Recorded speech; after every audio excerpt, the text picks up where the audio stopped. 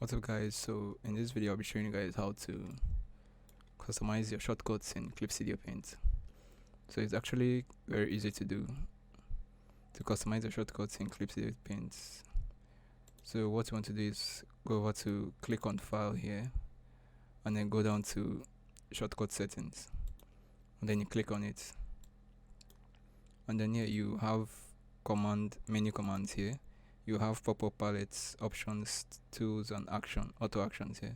So here you can use shortcuts here. As you can see, I have my own shortcuts here for creating a new document, Control N. So what you want to do if you want to change your shortcuts is just click on it here and then go over to edit shortcuts. Then you can change it to something else. Let's say Control V. You can change it to Control V or whatever. You can also delete the shortcuts. You can also delete the shortcuts if you want to. But I'll change my own back to Control N, which is what I use for creating new documents. And then once you're done, you click OK and save it. So you can do that for every different parts. Let's say here, edit, undo Z to redo, Control Z. You can also use the shortcuts for your tools. Let's say, look at the tools here.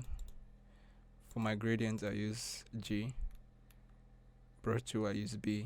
Eraser E. As you can see, all of them here. All the shortcuts here, you can customize them to whatever you want. But the one good thing about Clip Studio Paint with their shortcuts is that you actually have more flexibility to change your shortcuts.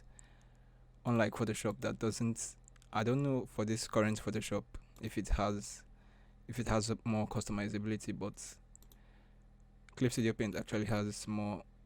Let's say it's more customizable. You can customize more shortcuts. Like here, it's these options here. Let's say you can actually change your brush size. Oh, I think you can also do that in Photoshop.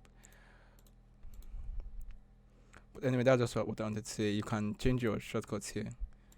This is the place you go to change your shortcuts in Clip Studio Paint. So it's actually very easy. And once you're done with creating your shortcuts, setting all the keyboard shortcuts, you can just click here, click on OK here, and that's it. You can actually create shortcuts for all this pen pressure and tilt. You can create shortcuts for them, but I don't think that will be possible in Photoshop. So that's it for this video, and I'll see you guys in the next.